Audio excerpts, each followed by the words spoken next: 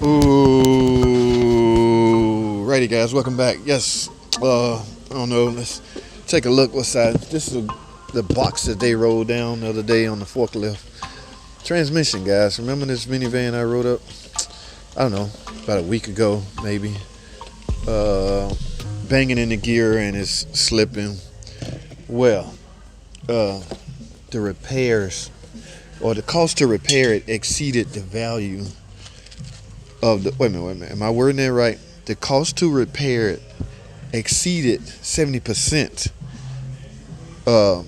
toward replacement.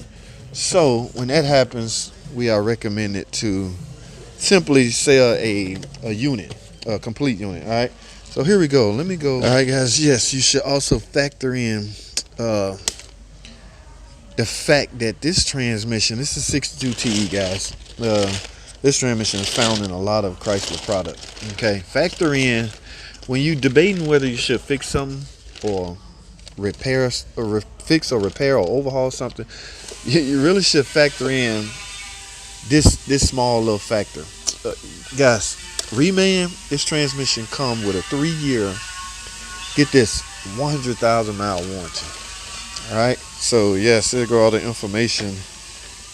They're now supplying. Remember, guys, we have a big problem with flywheels cracking on this. They want to blame that on the fact that the mating between the transmission and the engine block sometimes shift. If that happens, the flywheel can crack.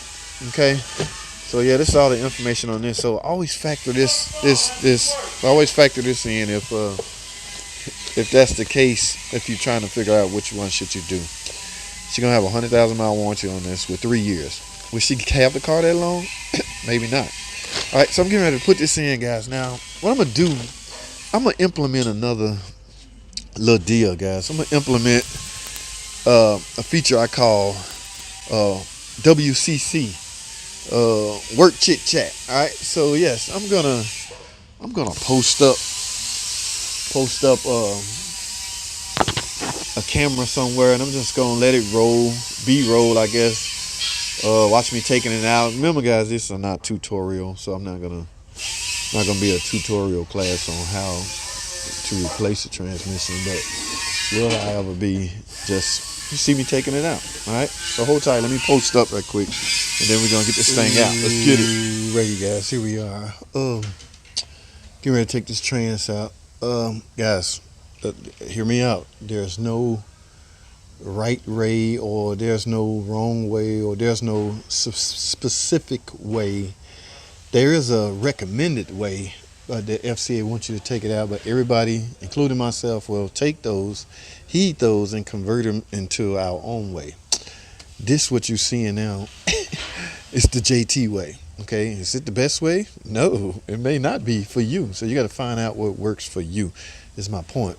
After taking so many of these out, I have figured out an extremely fast way to get them out from now on out. All right, so notice the starter is just hanging. No, you don't have to. Well, at least I don't. Again, you don't have to do what I do, or do what makes you feel good about the job getting done right. All right, I chose to just let the starter hang out the way. Remember, I'm about to separate the transmission from the engine block.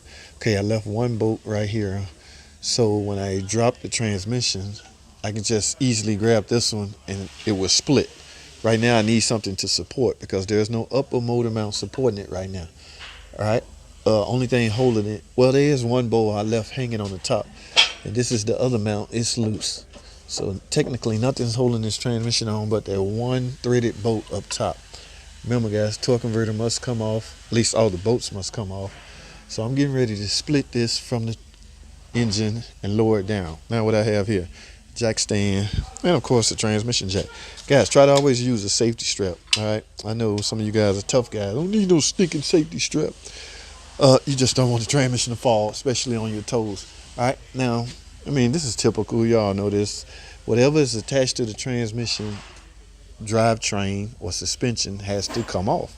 In this case, it's a front wheel drive transmission, so you're gonna have 2 axles coming out of the transmission to convert that torque or that power to the wheels. There's an axle on this side, and I left my other axle over there, just so I know where they go. All right, so all I'm doing, man, we just gonna work chit chat. WCC. Just gonna post the camera up, and I figure I'll pull a Uncle Mark, where you just simply talk over the video, because I don't have a mic to chit chat while I do it. And on top of that, I may misspeak, and somebody might drill me for it. Okay, is when you're talking off the fly, you got to be on point. So I'll just ad lib over the top of this, but I got to find a topic we can discuss, guys. We'll discuss.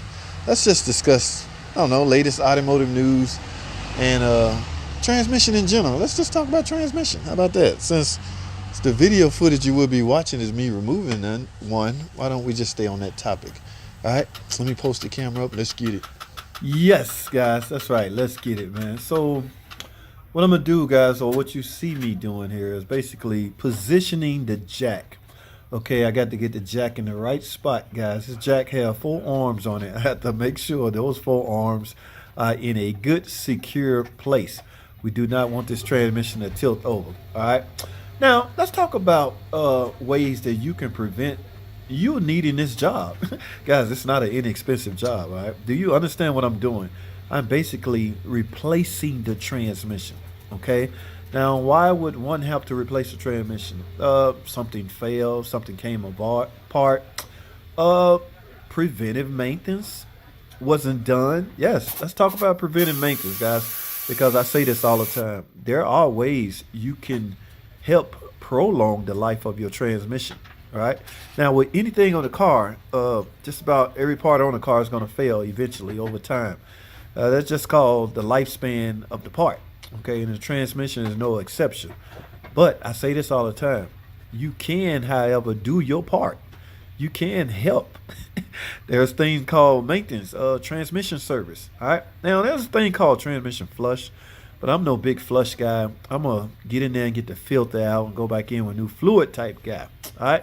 So you don't want to need this job done, guys. You see this transmission? I am so accustomed to taking these out, but I'm also accustomed to putting them on the table after I take them out. All right. You can see me removing the bracket right now.